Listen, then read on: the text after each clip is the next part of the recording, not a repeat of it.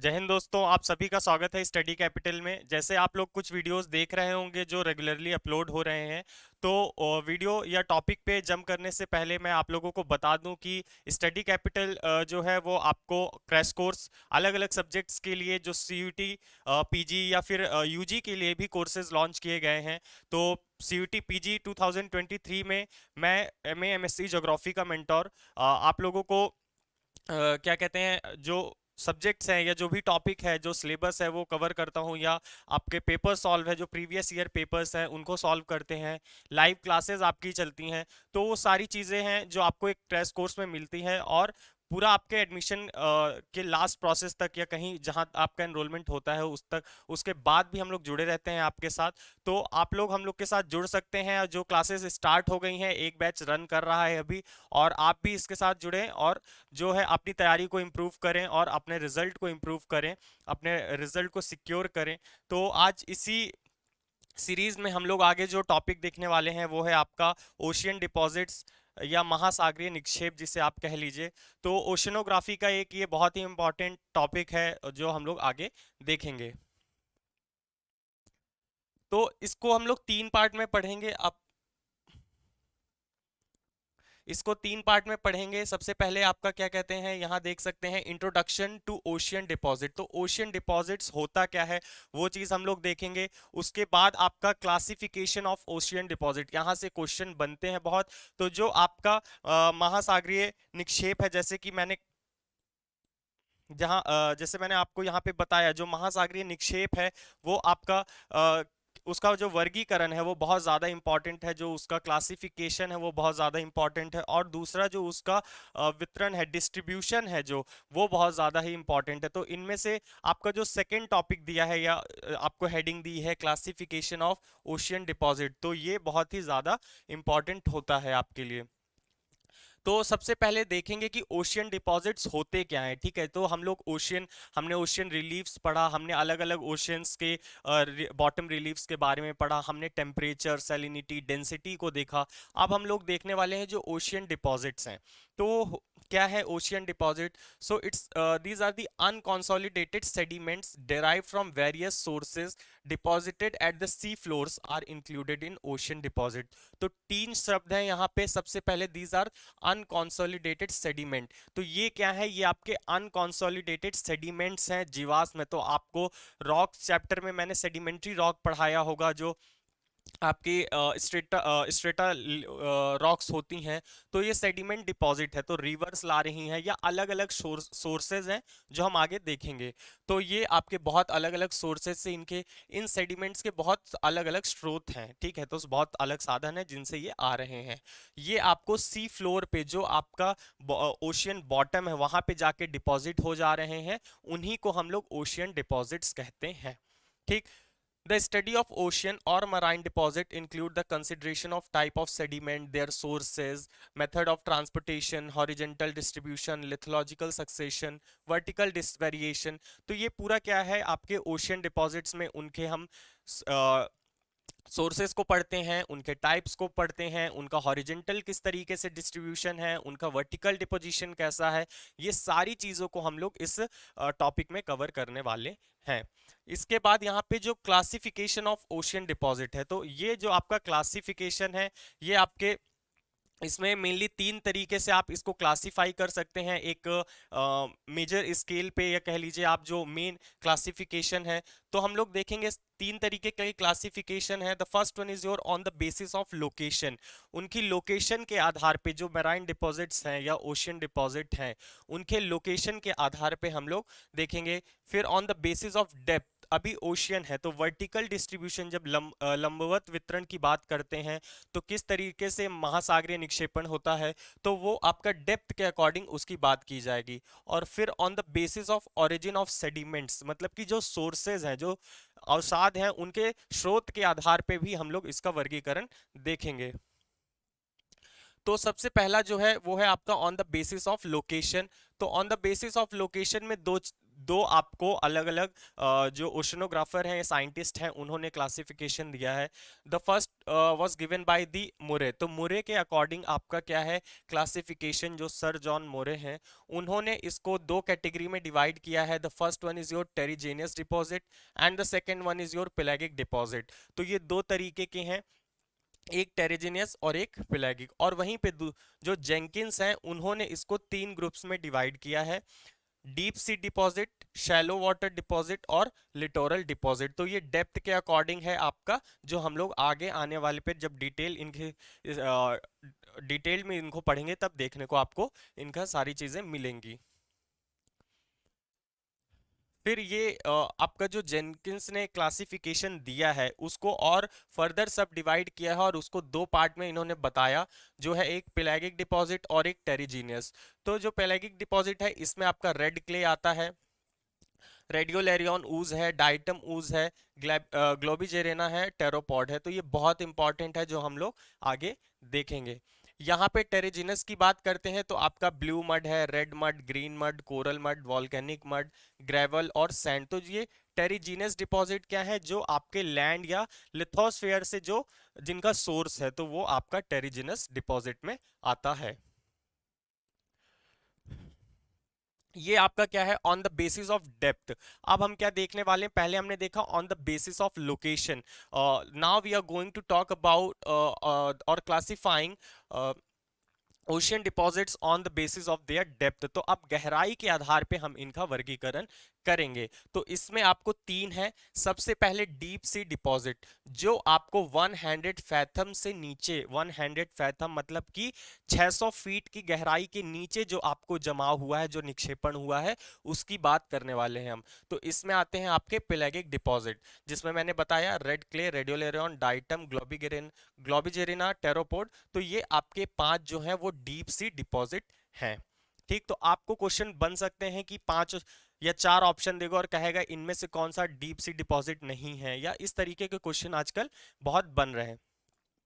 फिर आता है टेरिजिनस डिपॉजिट, इसमें वही blue mud, red mud, green mud, coral और वॉल्केनिक मड है। फिर आता है आपका सैलो सी डिपॉजिट। तो सैलो सी डिपॉजिट्स की बात करें, मतलब कि जो लो टाइड वाटर और 100 फैथम के बीच में है। तो आपका हाई टाइड वाटर और लो टाइड वाटर होता है, आप लोगों को पता होगा, जिसे हम अगले आने वाले नेक्स्ट वीडियो में, नेक्स्ट चैप्टर में आपको देखेंगे, हाई टाइड, और जब हम लोग ज्वार और भाटा की बात करेंगे। तो 100 लो टाइड वाटर से 100 फैथम की डेप्थ तक का जो पार्ट है, ये आपका लो टाइड जस्ट वाटर है और ये 100 फैथम का डेप्थ है। तो इस पूरे रेंज पे जो आपको देखने को मिलता है वो है आपका शैलो सी डिपॉजिट। इसमें आपके ग्रेवल्स हैं, सैंड है और मड है। ठीक, फिर आता है लिटोरल डिपॉजिट। ये आपका हाई टाइड और लो टाइड वाटर के बीच का जो पार्ट है, वहां पे आपको लिटोरल डिपॉजिट होते हैं, जिसमें आते हैं ग्रेवल, सैंड और मड। तो इसमें भी वो चीजें आपको देखने को मिलेंगी। फिर यहाँ पे एक क्लासिफिकेशन दिया है जो जनरल क्लासिफिकेशन है। ठीक है, तो ये क्या है आपका, इसमें भी वही चीजें हैं, टेरिजिनस डिपॉजिट और नेरेटिक डिपॉजिट। टेरिजिनस में लिटोरल, सैलो, टेरिजिनस डिपॉजिट है। फिर shallow water neritic, deep sea water neritic और पेलागिक डिपॉजिट है। वहीं अगर इसकी बात करें on the basis of origin of sediment, जो अवसाद हैं अगर उनकी उत्पत्ति को लेकर अगर हम वर्गीकरण करते हैं, क्लासिफिकेशन करते हैं, तो आपका पहला है लिटोरल डिपॉजिट, दूसरा है हेमीपेलैगिक और तीसरा है यूपेलैगिक।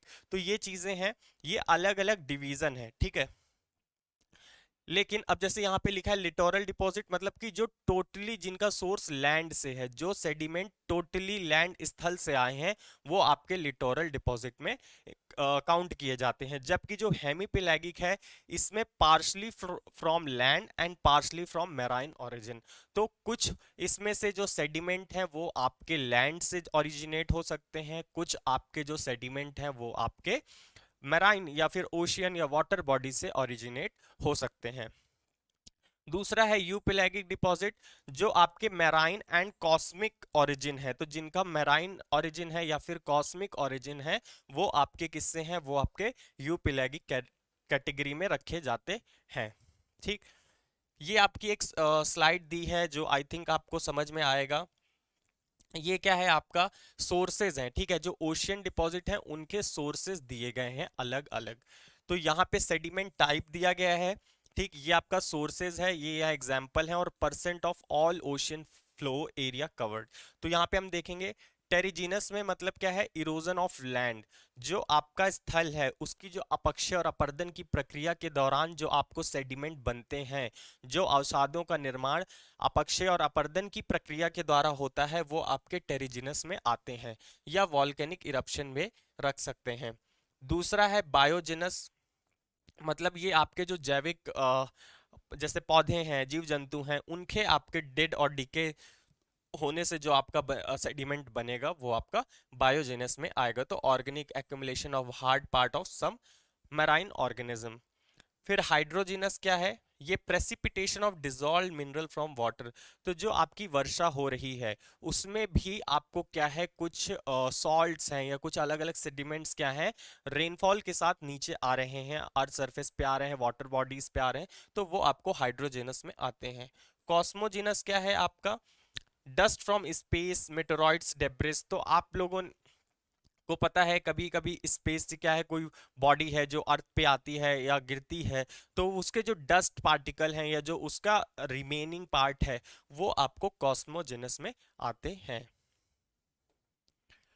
ये यहाँ पे एक और टेबल दी गई है जो क्लासिफाई करती है, आपको एक ट्री चार्ट के फॉर्म में शो किया गया है on the basis of depth में देखेंगे यहाँ पे हम, तो वही चीज दी गई है।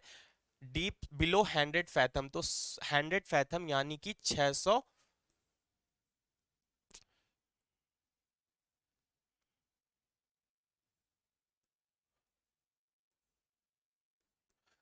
फीट की गहराई में अगर हम देखें तो आपके पेलागिक डिपॉजिट है और टेरिजिनस डिपॉजिट है। टेरिजिनस में आपका blue mud, red mud, green mud, coral mud, volcanic mud, जो हम अभी पढ़ेंगे, और पेलागिक में रेड क्ले, रेडियोलेरॉन, डाइटम, ग्लोबिगिरेना, टेरोपोड, ये सब चीजें ये हमें पढ़ना है। तो यही जो है मेन, ये पांच और ये पांच, ये हमें मेन देखना है। शैलो सी डिपॉजिट में आपके ग्रेवल, सैंड, मड, ठीक, इसमें भी यही चीजें दी गई हैं। तो यहाँ पे क्या है आपका, सबसे पहले क्या है हमें पढ़ना है टेरिजिनस डिपॉजिट। तो ये जितने क्लासिफिकेशन थे, तो ये अलग अलग साइंटिस्ट अलग अलग क्राइटेरिया के आधार पे उन्होंने इसको क्या है क्लासिफाई किया है। But now we are going to talk about the general classification of ocean deposits and now the coming slides are very important. यहाँ से आपके क्वेश्चन बनते हैं, बहुत डीप में आपको नहीं पढ़ना है, बट जो आपको यहाँ पे अभी मैं पढ़ाऊंगा वो बहुत ज़्यादा इंपॉर्टेंट है, मैंने हाईलाइट किया है तो आपको चीज़ें समझ में आएंगी। तो सबसे पहला है आपका टेरिजिनस डिपॉजिट। टेरिजिनस डिपॉजिट क्या है आपका, सबसे पहले समझ लें तो, जस्ट लेट्स से जो हम जब हम लोग जियोमॉर्फोलॉजी पढ़ते हैं तो वहाँ पे एक सेक्शन आता है वेदरिंग एंड इरोजन, अपक्षय और अपरदन, मास वेस्टिंग भी है। तो ये क्या है आपके जो भी रॉक्स हैं उनकी क्या कर रहे हैं, वेदरिंग कर रहे हैं, उनको इरोड कर रहे हैं, ठीक है। तो वो क्या है रिवर्स के थ्रू, वो विंड के थ्रू, वो अलग अलग जो एजेंट्स हैं उनके थ्रू क्या है वो मूव करता है, और लार्ज वाटर बॉडीज में या सी में या आपके ओशियंस में जाके मिलते हैं। तो वो सारे सेडिमेंट जो आपके लैंड में या फिर जो आपके अर्थ क्रस्ट में डेवलप हुए हैं या उनका फॉर्मेशन हुआ है, तो वो आपके सारे जो भी सेडिमेंट्स हैं या जो भी आपके रिमेन्स हैं वो आपके टेरिजिनस डिपॉजिट में आते हैं। सो वही लिखा है, weathering is an ongoing process being carried upon the various Continental rocks by mechanical and chemical agents. तो अलग अलग आपकी मैकेनिकल और केमिकल जो आपकी रासायनिक क्रिया है, जो आपकी यांत्रिक की क्रिया है, उसके दौरान क्या है आपका अपक्षय और अपरदन होता है और फिर उनका डिपोजिशन देखने को मिलता है। तो इनको आप तीन कैटेगरीज में डिवाइड कर सकते हैं। पहला है आपका लिटोरल डिपॉजिट, दूसरा है सैलो वाटर और तीसरा है डीप वाटर। तो जैसे इनका नाम है वैसे ही इनकी क्या है आपकी कंडीशन है। लिटोरल डिपॉजिट की बात करें तो ये क्या है, these are generally found on continental shelf. तो जो आपका कंटिनेंटल शेल्फ है, मतलब कि आपका क्या, जो महाद्वीपीय मग्न तट है, वहां पे आपको मेनली ये डिपॉजिट देखने को मिलते हैं। तो मैंने आपको पहले वीडियो में पढ़ाया है, आप जाके देख सकते हैं उस वीडियो में। तो कंटिनेंटल शेल्फ जो महाद्वीपीय मग्न तट है जिसकी ढाल बहुत ही कम होती है, वहां पे ये डिपॉजिट देखने को मिलते हैं। So these are mainly near the coastal margin up to the depth of 100 fathom. तो ये कोस्टल मार्जिन से जो तटीय क्षेत्र है वहां से लगभग 600 फीट की गहराई तक ही ये देखने को मिलते हैं। इन्हें हम लिटोरल डिपॉजिट कहते हैं, ठीक। But they have been also trace up to the depth of 1000 to 2000। लेकिन कुछ कुछ डिपॉजिट्स हैं जो लिटोरल डिपॉजिट्स के अंदर आते हैं, वो आपको 1000 से 2000 मीटर की गहराई पे भी कहीं कहीं देखने को मिलते हैं, ठीक। जबकि दूसरा फिर क्या है आपका शैलो वाटर डिपॉजिट। तो शैलो मतलब ना बहुत गहरा और ना ही बहुत उथला, थोड़ा सा डेप्थ में। So it include terrigenous sediments deposited between low tide water and 100 fathom depth। तो लो टाइड वाटर से लेके 100 फैथम की जो डेप्थ है उसके बीच में जो आपका डिपॉजिट होता है उसे हम क्या कहते हैं, उसे शैलो वाटर डिपॉजिट्स कहते हैं। दीज डिपॉजिट इसमें क्या होता है, आपके ग्रेवल्स हैं, सैंड है, सिल्ट है, क्ले है, मतलब कि आपकी जो बालू है, चिकनी मिट्टी है, जो आपके कंकड़ पत्थर हैं, कॉबल्स पेबल्स, वो सारी चीजें यहाँ पे देखने को मिलती हैं विद वेरिंग प्रोपोर्शन, ठीक। उसके बाद क्या है डीप वाटर डिपॉजिट, मतलब जो काफी गहराई में आपको जिन चीजों को जिनका आपका डिपोजिशन हुआ है। सो it include sediments deposited below the depth of 100 fathom. तो 600 फीट की गहराई या 100 फैथम के डेप्थ के नीचे जो डिपोजिशन होता है उसे कहा जाता है डीप वाटर डिपॉजिट्स, ठीक। There is mark gradation of sediments in vertical succession where the success. तो ये अभी हम देखेंगे, रेड मड, ग्रीन मड, ये सारी चीजें कवर करेंगे। तो अभी आपको बात किया गया कि gravel, sand, silt, clay, mud, ये सारी चीजें की गई बातें, तो वही यहाँ पे दिया है, ठीक। तो क्या है आपका ग्रेवल कभी कभी साइज के अकॉर्डिंग अरेंजमेंट आ जाता है, तो इसलिए ये दो टेबल शो की गई हैं। तो साइज में जब बात करें, यहाँ पे एमएम में दिया है, डायमीटर दिया है साइज का। तो सबसे जो बड़ा है वो आपका क्या है, वो है आपका ग्रेवल, ठीक है। तो ग्रेवल आपका जो है वो आप यहाँ पे देखने को मिलेगा। वैसे तो सबसे बड़ा बोल्डर है, ठीक, जिसकी जो डायमीटर है वो 256 mm से ज्यादा का होता है। तो 256 mm से ज्यादा जो है वो आपका क्या है, बोल्डर है। फिर उसके बाद यहाँ पे दिया क्या है, फिर ग्रेवल है टू 2 mm से 256, फिर सैंड है, फिर सिल्ट, फिर क्ले और फिर मड आता है। तो जो सबसे फाइन है वो है मड, ठीक है। तो ये आपको सीक्वेंस इस तरीके से याद रखना है according to the decreasing size. आकार के घटते क्रम में इन्हें आपको याद रखना जरूरी है। साइज नहीं पूछेगा बट आपको सीक्वेंस पता होना चाहिए, ओके। यहाँ पे भी वही दिया है, boulder, cobble, payable, granule, very coarse sand. फिर सैंड का भी क्लासिफिकेशन है ना, very coarse sand, medium sand, fine sand, very fine. फिर सिल्ट है, और सिल्ट से भी महीन क्या है आपका, वो है क्ले। तो ये टेबल से आपको सीक्वेंस ध्यान देना है। ये एक और टेबल है जो आपको मड से क्वेश्चन बनते हैं, ठीक है, जो आपके अलग अलग, जिसे हिंदी में पंख कहते हैं। तो आपके मुख्य रूप से 3 प्रकार के मड हैं, ठीक, कहीं कहीं पे 4 मिल जाएंगे। तो पहला क्या है, पहला है आपका ब्लू मड, ठीक है, नीला पंख जिसे कहते हैं। तो ब्लू मड क्या है, these are the sediments derive from rocks containing iron sulphide. तो जैसे कि आपको पता है जो सल्फर है वो ब्लू कलर का एक इकलौता लैब में देखने को मिलता है इजिली। तो वो क्या है आपका जो ब्लू मड है वो किन रॉक से बना है, उसका सेडिमेंट जो उनका अवसाद है वो किन चट्टानों से बना है, वैसी चट्टानों से वो निर्मित है जिनमें आयरन सल्फाइड की मात्रा थी, ठीक है। तो ये जो ब्लू मड है ये आयरन सल्फाइड वाले रॉक्स से इरोड होके बना हुआ है, ठीक।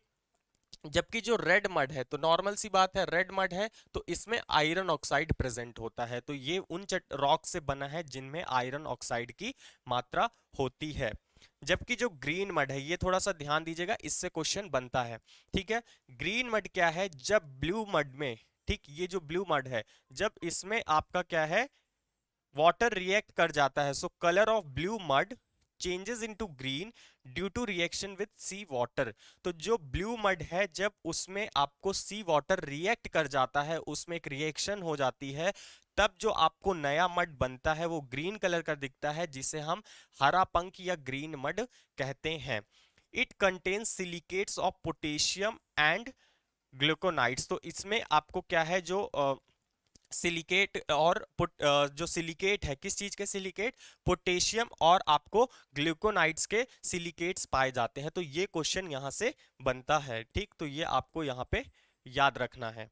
तो जी से आपका ग्लूकोनाइड और जी से आपका ग्रीन मड, तो यही क्वेश्चन बनता है।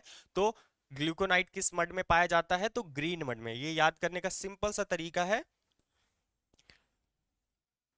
ठीक। यहाँ पे क्या है आपका, ये जी है और जी से ग्लूकोनाइट और जी से ग्रीन मड, ठीक। तो ये आपको यहाँ पे ध्यान देना है। कोरल मड क्या होता है, जो कोरल रीफ से डिराइव्ड होता है, ठीक है। कोरल रीफ मतलब प्रवाल भित्तियां। तो जिन मड, जो मड है, जो पंख है, जो प्रवाल भित्तियों के उससे जिसकी उत्पत्ति हुई है, ओरिजिन है, वो आपके कोरल मड होते हैं। तो मेन इससे जो क्वेश्चन है वो ग्रीन मड से आता है, और वो क्वेश्चन आपका यही होता है, ठीक। इसके बाद है आपके जो ये टेरिजीनस डिपॉजिट थे, जिसमें आपने sand, silt, clay, granules, pebbles, cobbles देखा, और उसके बाद आपने मड देखा। ये सारे टेरिजीनस डिपॉजिट थे। अभी जो नेक्स्ट है वो है आपका वॉल्केनिक डिपॉजिट, मतलब कि वो मिनरल्स या सॉरी वो सेडिमेंट, वो अवसाद जिनकी उत्पत्ति ज्वालामुखी उद्गार से हुई हो, वॉल्केनिक इरप्शन से जो लावा निकला है, फिर उनके इरोजन से हुआ हो। तो वॉल्केनिक डिपॉजिट से कुछ खास क्वेश्चन नहीं बनता है। So these are the material which are deposited in marine environment by volcanic eruptions on land. तो वो volcanic eruption land में भी हो सकता है और ocean body में भी हो सकता है।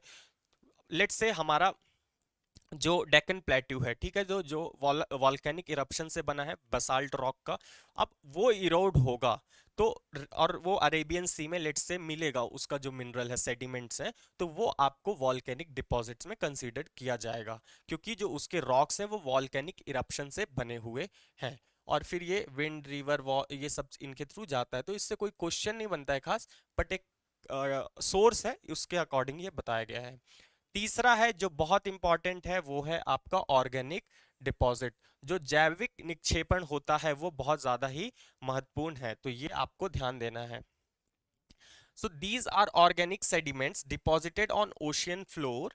तो ये क्या है, ये ऑर्गेनिक सेडिमेंट है, जैविक अवसाद है, ठीक है। जो ऑर्गेनिक डिपॉजिट्स हैं ये वो है।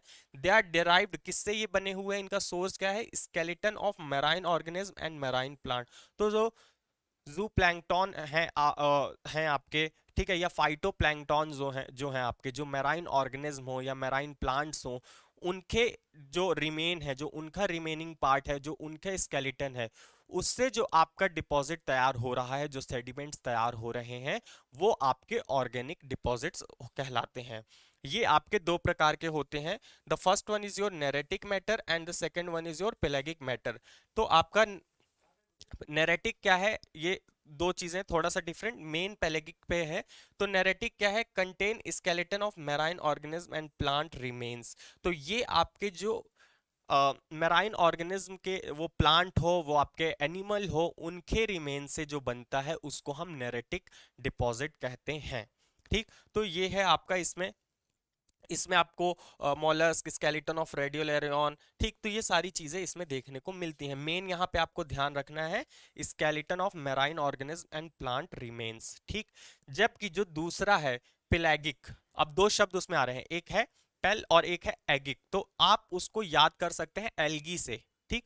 जो एल्गी है, तो पेलेगिक मैटर किससे बना है, derived from algae and they are generally referred to as ooze। तो ये एल्गी से बनता है, ठीक।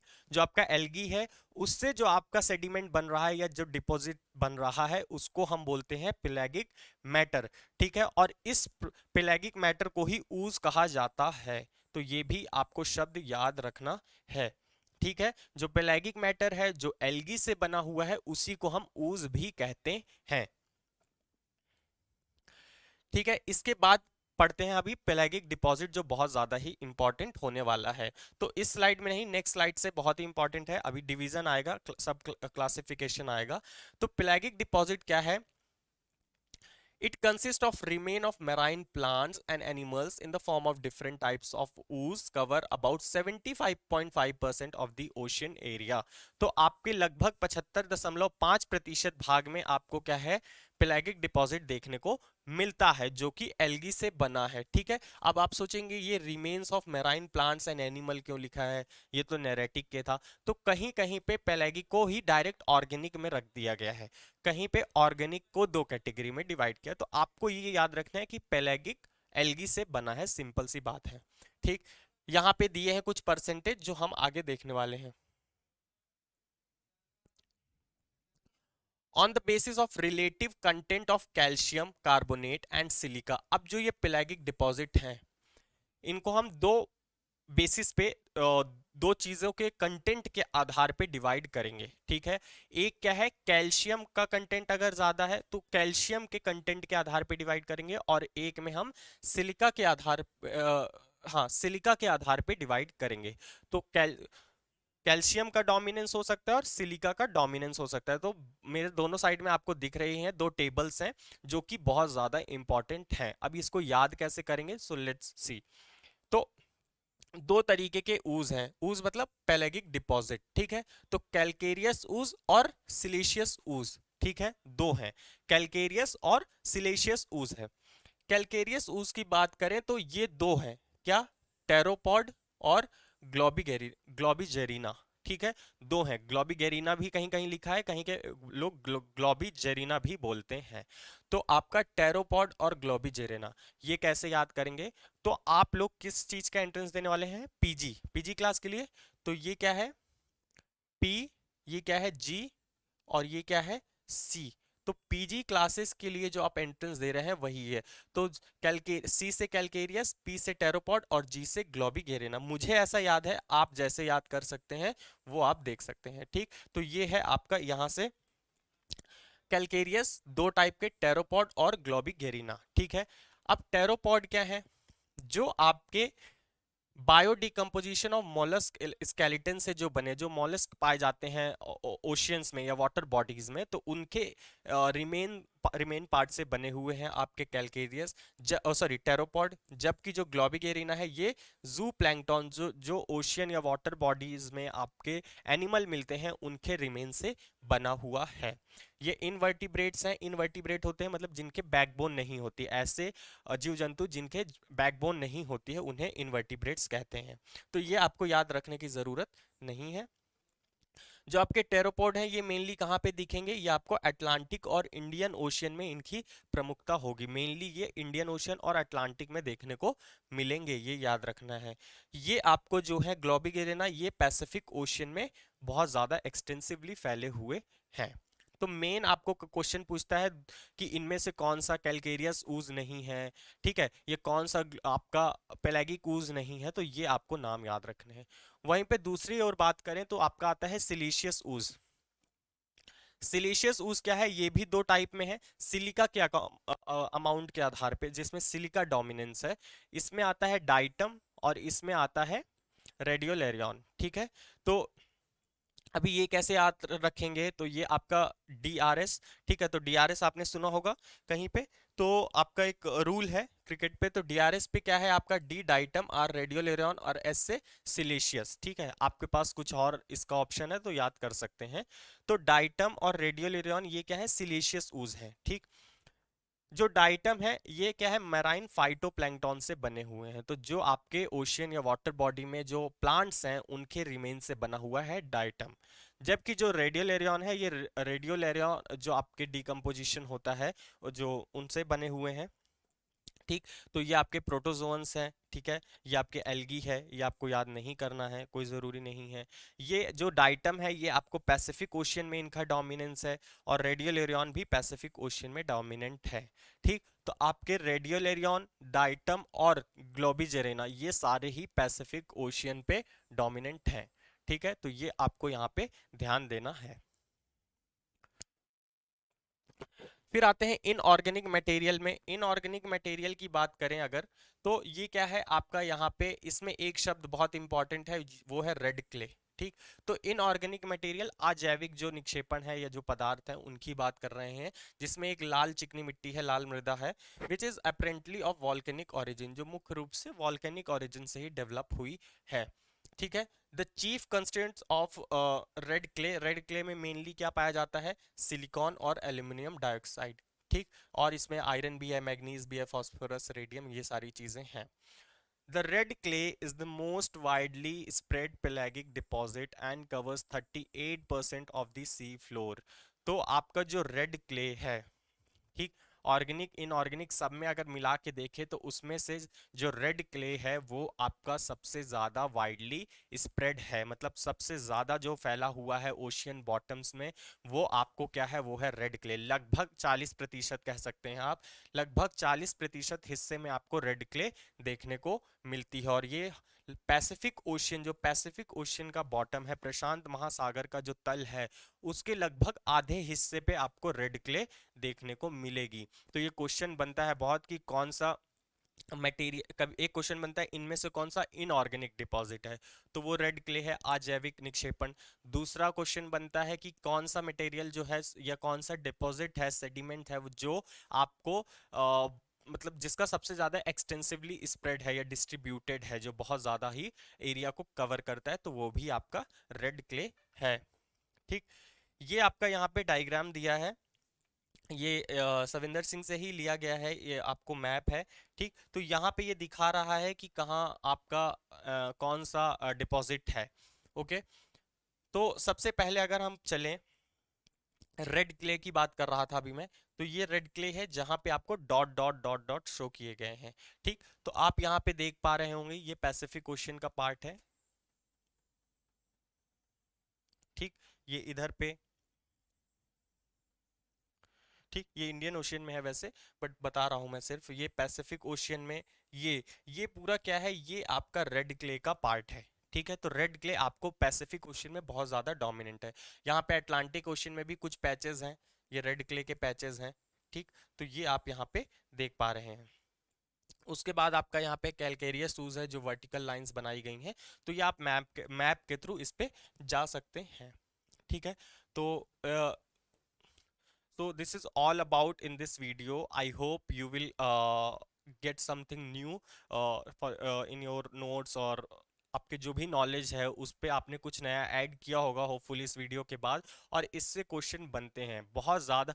ओशनोग्राफी का सिंपल सा ये है कि बहुत कम सिलेबस है, बहुत ही कम सिलेबस है पूरे, अगर उसमें हम देखें तो, और बहुत ही इजी है। ठीक है, बहुत ज़्यादा रटना नहीं है, कहीं पे कॉन्सेप्ट भी है, कहीं पे फैक्ट भी हैं, तो दोनों चीज़ें साथ में लेके चलते हैं। जैसे हमने टेम्परेचर, सैलिनिटी और डेंसिटी का जो वीडियो देखा था, उसमें क्या है आपका, उसमें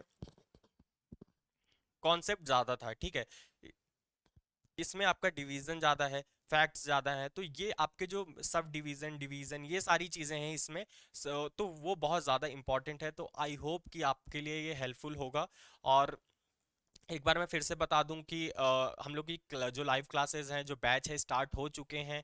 आप लोगों की डेट्स भी आ गई हैं सीयूटी पीजी वाली, तो उस पे आपको क्या है, यहाँ पे लास्ट मोमेंट में ज्वाइन करने से बेटर है कि आप उसे टाइम से ज्वाइन करें और आराम से अपने कंटेंट को, सिलेबस को, जो प्रिपरेशन है उसको आराम से कवर कर सकें, और अपने रिजल्ट को या आउटपुट को एक बेटर रिजल्ट अपने दे सकें। ठीक है, so that's all for this video for today. We will meet in the next video, so thank you.